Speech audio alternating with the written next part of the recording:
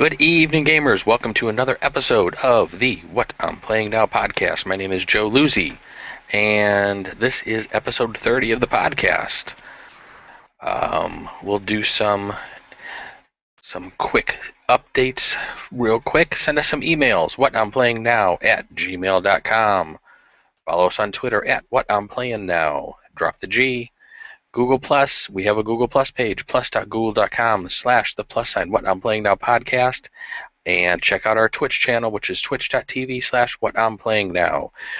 Tomorrow night, I should be doing a little more Ultima. We're going to continue on with that. I've actually been reading up about that. We'll talk about that in the What I'm Playing Now section of the podcast.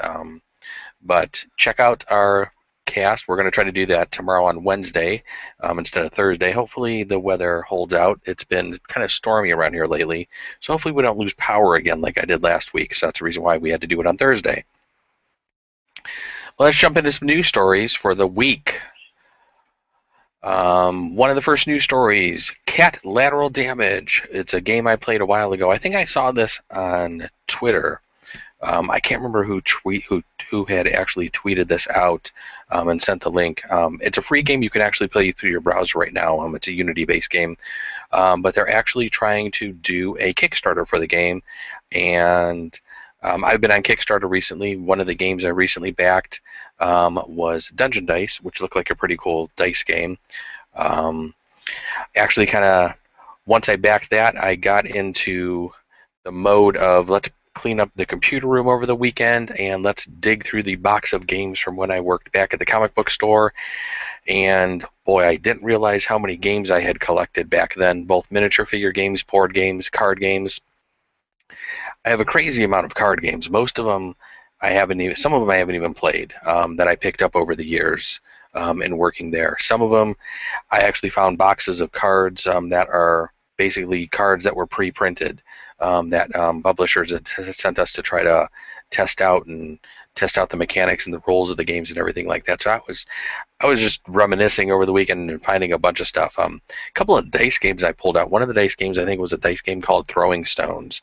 That was a really early one. I don't think it was the best of dice games that I've seen around, and from what I remember, after we played the game quite a bit and we're testing it, and I think I wrote a review for the game actually, a lot of the ink that was used on the dice was actually already rubbing off. So it looks like you can still read what all the different pictures were that were on the dice. I may actually give it a try with my wife. I told her I'd kind of like to try it again because it's probably been a good 20 years since I probably played this game and see how it goes. But we'll see if we ever get around to that. But that's an interesting one. But if you're looking for something to back, check out Lateral Damage. I thought it was a cool little game. Give it a shot first. You can play right through the browser. Like I said, you just need the Unity plugin in your browser. It's a cool little game. But we're going to jump over to another story right now. Kind of a big story. I don't know if I want this. I guess this is probably going to be the biggest story of the week, considering E3 just ended. There's not a lot of news stories going on.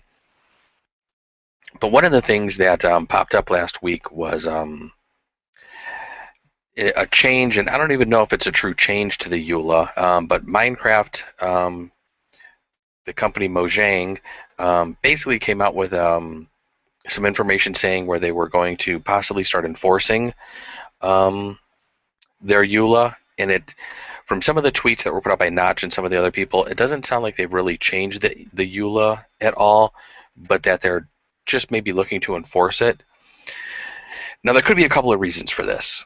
Keep in mind that, Mojang has started their own server business where they're actually renting servers to people. So it would be kind of a crappy move for them to do this, but if they wanted to try to stop other people from making money off of servers and stuff, so this way they kind of have the market, I guess it is their game. They could stop people from doing that. But it sounds like some of the stuff that they were trying to do was basically, I can kind of see where they're coming from, especially in one of the statements that they made where they were getting people that were contacting them basically saying, like their child had run up money on a server, and it really had it was a server that wasn't run by Mojang, so Mojang really has nothing to do with it. So I think Mojang in that respect is trying to just do a CYA. So a lot of this is my interpretation. I am no lawyer. I don't work for Mojang. I don't have any inside information on any of this stuff. So let's preface all of this stuff with all of that. I don't know all the laws in regards to this. It sounds like they haven't been enforcing their EULA, and a lot of people have basically been going off of the premise that if they're not going to enforce it, we're going to go ahead and just do what, I don't want to say the servers are doing what they want, but it sounds like they're basically overlooking the EULA. So there were a lot of different stories. I'm going to post a couple of different stories in the show notes for this, but it's, I mean, I guess in regards to, you know, if there are children out there and the parents are upset that their kids have maybe bought something on a server or something, and they kind of want their money back. I think a lot of parents nowadays need to realize that when their kids are using the computer, when they're online and stuff, they definitely need to oversee that maybe a little bit more and not use Minecraft as a babysitter. So I think the parents need to maybe step up and just make sure that they know what their kids are doing. They've talked to their kids about what they can and can't do when playing online games, especially like Minecraft. I'm sure there's a lot of families that have never been exposed to anything like this before, and I think a lot of parents just need to realize that some of the servers that the kids could be playing on might not be the most reputable. Just like anything on the internet, it's something that definitely needs to be policed by the parents. So that's basically one side of it. The other side, you know, from Mojang's side, like I said, I think they're just trying to do a CYA and make sure that they don't come into any problems, or that they can't get sued by people who think that they're making money on the side after selling the game.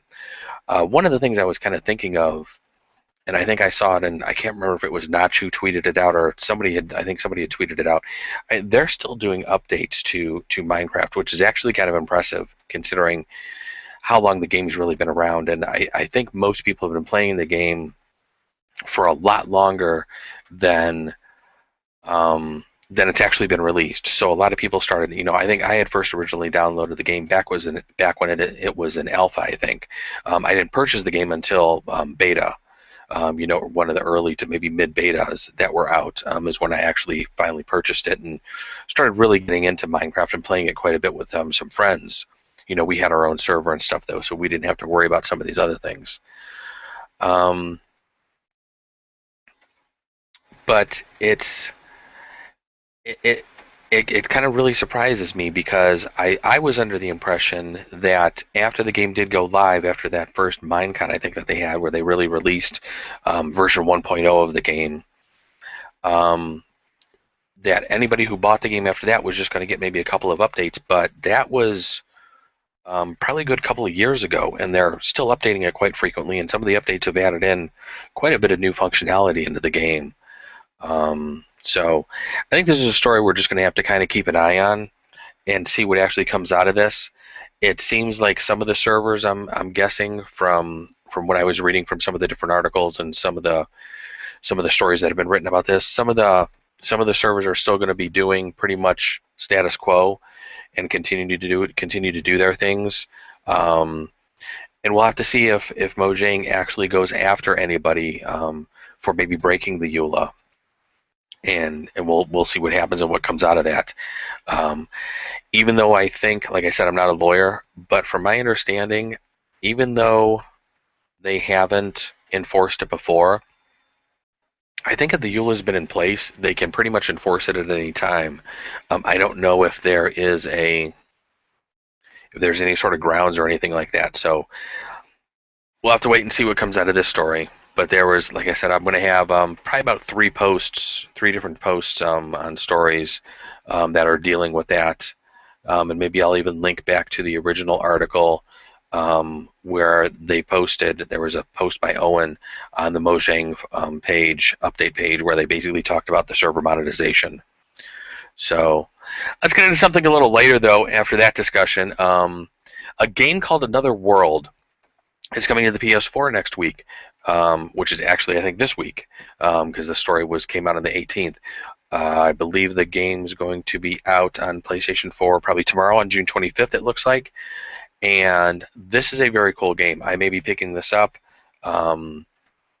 This was a game I think I originally played back on my Amiga 500, and back then the game was unlike anything you had really ever seen before. The graphics were just amazing. The gameplay was really good, and I think on the PS4 it should be pretty cool. It sounds like they had to up-res a bunch of the stuff and do a lot of graphical work to actually get it working on the PS4. And from the article on Polygon that they said, it sounds like it was a little bit of a challenge to actually get working on the PS4.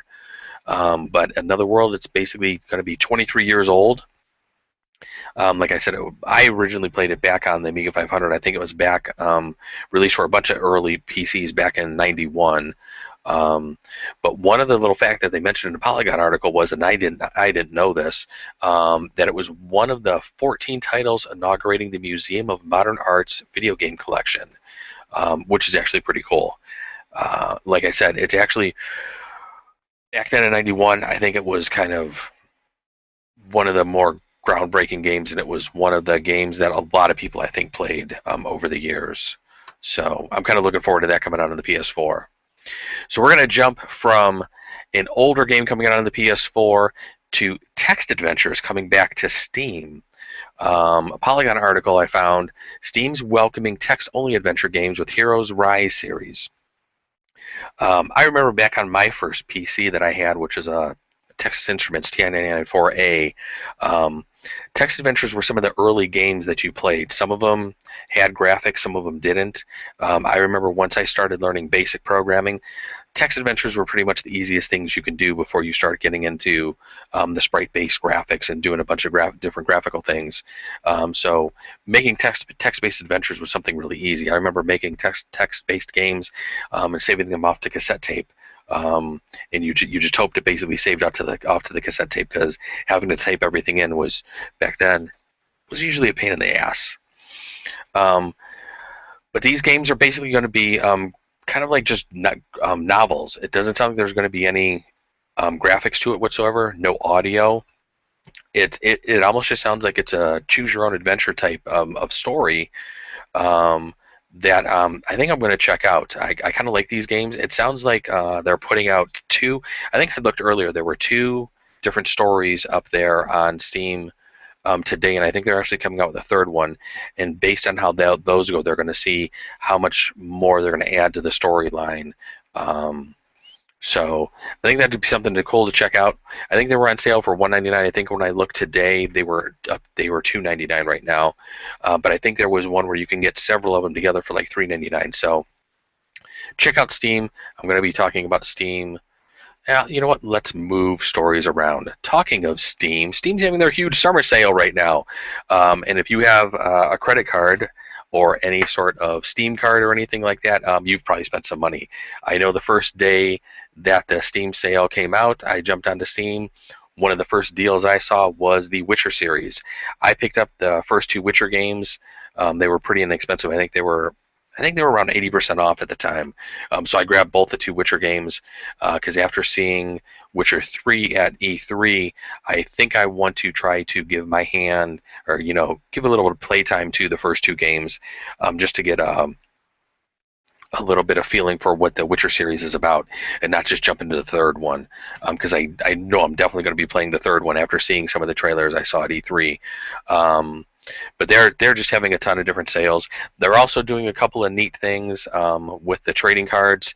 They're having a contest where basically you can join a team, and and it seems like every day that team is going to change who wins. Well, I don't really think that was how Steam imagined it, but from what I've heard, there's basically a Reddit group that's kind of maybe fudging the scores a little bit and maybe pushing it so each different color wins twice during the whole sale that Steam has going on. I believe I'm on the blue team. I actually was able to turn in a bundle of cards yesterday and contribute a point to the blue team yesterday, and the blue team won. So I was kind of happy that I was actually able to contribute to that. I got a couple cards out of it. It sounds like out of the winning team each day, though, 30 users are actually going to get several items off of their wish list, which is not a bad deal. I don't believe I was one of those people that won anything today, or yet today when the blue team had won. I was kind of bummed about that. I was building up my wish list with a bunch of things that I want, and maybe even some things that I may not have bought, but I figured let's throw them on the wish list, and if I can get some things for free, what the hell, why not? So I think my wish list is probably quite full right now. So if you got some money, you got some cash, you've been paying attention to Steam, go spend some money. I'm sure I'm not done yet buying things. I'm sure Witcher won't be the only thing I buy right now. One of the things I haven't seen, though, much on Steam, Atari games. But it does sound from a GameSpot article, it sounds like Atari is going to try to make a comeback. They're really trying to get into a bunch of different things and go more mobile, which is probably a smart thing to do for Atari. But one of the things they're also trying to do is get into maybe social casinos, real money gambling, and YouTube. It's that I don't even know really what to say about some of this stuff. I mean, it's that if that's your business plan, that's interesting, and I wish Atari good luck on this. But it sounds like they're really trying to diversify, and they may be diversifying a little too much, and hopefully they don't spread themselves thin. I believe last year they were basically on the verge of filing bankruptcy. I think they actually did file bankruptcy last year, but they got a couple million in financing to stay afloat per this GameSpot article. So it sounds like some of the games that they're going to be coming out with for iOS, Roller Coaster Tycoon 4, they're going to be releasing a new version of Haunted House for mobile devices, and they have a new online battle arena game called Minimum coming out. So we'll have to keep an eye on that. I'm kind of interested in the Haunted House game. I remember the original Haunted House game on the Atari 2600 was kind of kooky and crazy back in the day. I would definitely give that one a shot, though. I'd pick that up for a couple bucks if they release that on Android. Speaking of some other games, Ubisoft. There was an article on GameSpot where they were talking about DRM can't stop piracy, which is really funny for Ubisoft to say this, considering their whole Uplay environment is probably one of the most kind of DRM restrictive areas, and I think so many people had problems with their games originally. This is why I think they're trying to take this stance, and I think the DRM system that they used to use was way worse than what it is nowadays, from what I remember. Some of the early games and the problems people had with them were just crazy. But it's nice that they're actually kind of acknowledging this. And I think some of this goes back to CD Projekt Red, which is actually the developers for Witcher. They take the stance that their games are good. They basically do DRM-free games, and people will do with it what they want. They don't really want to inhibit the purchaser of their software and cause them any undue stress or problems when installing the game or having to reinstall the game if their computer crashes or something. And it's good that Ubisoft is maybe hopefully going to take a similar stance in the future. Any sort of privacy or any sort of copy protection you put on anything nowadays, if you can actually create the copy protection, keep in mind that somebody can basically remove the copy protection. Nothing is 100% secure when it comes to computers in that sense. It may take somebody a longer than normal time to maybe get rid of the copy protection, but if you can pretty much protect something, you can unprotect something. That's kind of computing 101 that you learn very early on. But we'll have to wait and see what Ubisoft does with some of their DRM in the future, and hopefully they just stick more to just putting out good games and then putting out good content and then having services that will make people want to purchase the game, that will then basically probably require them to use probably like the Uplay service. One of the last news stories before we jump into the next section of the podcast, Games for Windows Live from Microsoft is not going away. This was kind of big news as well. I think they were touting this for a while now, that this was going to be going away. They were getting rid of the marketplace. Pretty much everybody thought that some of the games that were on Games for Windows Live would not be playable anymore. But right probably about a week or two right before July 1st, which I think is when it was going to be shutting down, or let's put shutting down in air quotes here right now, shutting down the Games for Windows Live service, they came out and said, okay, you know what, we're not going to do that. Microsoft, I think, realizes that PC gaming is important to them, considering their Windows operating system is what people run most of their PC games on, although Gabe Newell at Valve is trying to push the Steam box and the Linux OS operating system to maybe try to compete with Windows some. I would say most of your game is going to be done on the Windows platform. And one of the things that was stated in that GameSpot article I found was that that during the E3 press conference they didn't talk any about PC gaming. That they thought that E3 was more for consoles. I would kind of tend to disagree with that statement. I think that would have been a great place to talk about PC games and what you're planning for the PC gaming in the future. But hey, Microsoft has done their own things, especially with the Xbox One, that we've seen. So we'll see what they do with PC gaming here in the future. But I think that's really cool that they're still keeping the service alive. I'm guessing it's probably going to be on live support. You're going to be able to download the games. It doesn't sound like there's going to be any updates for any of those games released in the future, but just being able to download the games if you have purchased them and being able to access them and actually play them with any sort of online component is good, and I'm really glad that they weren't taking that service down. So let's jump over to the second part of the show, the What I'm Playing Now section, and I have a list of games of what I'm playing now. Part of this list is mainly because last Wednesday when I was going to do our Way Back Wednesday stream of Ultima 1, which I had to postpone until Thursday, was because we lost power. And we had lost power for probably close to 20 hours. I think we lost it probably around 6:30 Wednesday evening, and it didn't come back till around 2, 3 o'clock the next day. So that next day, after my wife cleaned out most of the food from the fridge and had gotten rid of everything, and then went to the store and rebought a bunch of stuff, which kind of stunk. But hey, if that was the worst thing that happened during that storm, we were pretty much pleased with that. But let's jump into some of the games. Desktop Dungeons. I'm still playing this game from Steam. I'm really liking this game. I've unlocked a couple more. I've unlocked another race. I think I unlocked the elf and dwarf race now. I just unlocked the one store, which is like a demon store. I just did that. I think it was yesterday. I really like the strategy behind this game. It's a pretty simple.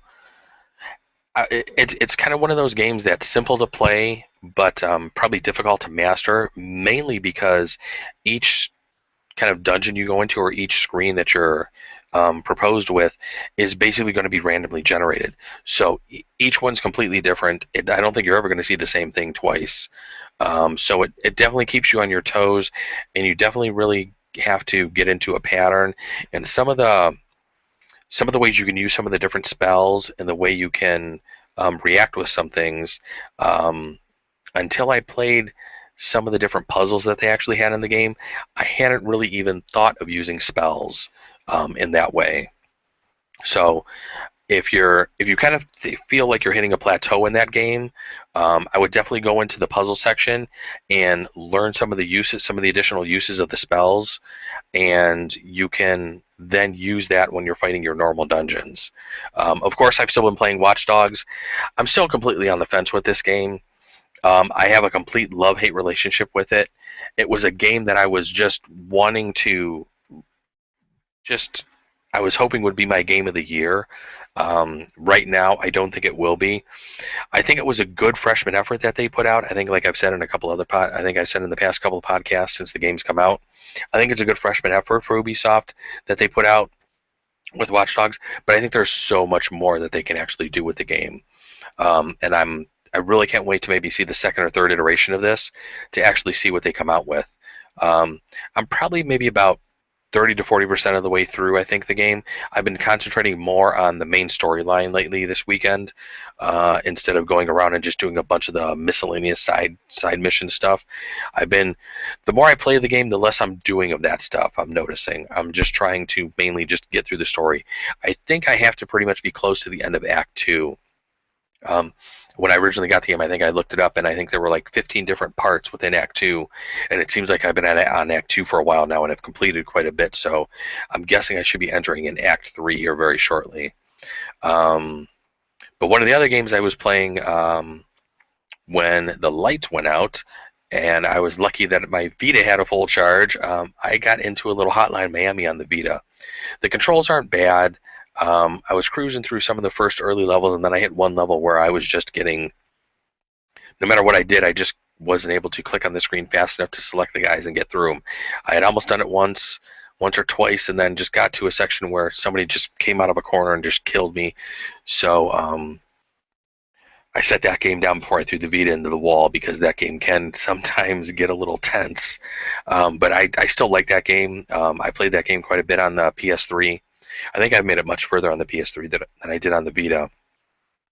But that is one game I wouldn't mind going back to finish actually and seeing how the game ends, especially with Hotline Miami 2 coming out. From what I've seen at E3, they actually made that announcement. So, with all the talk about Mortal Kombat X at E3, though, my wife Kim and I actually got into the last Mortal Kombat game on the PS3 over the weekend, and we were having a hell of a good time with that.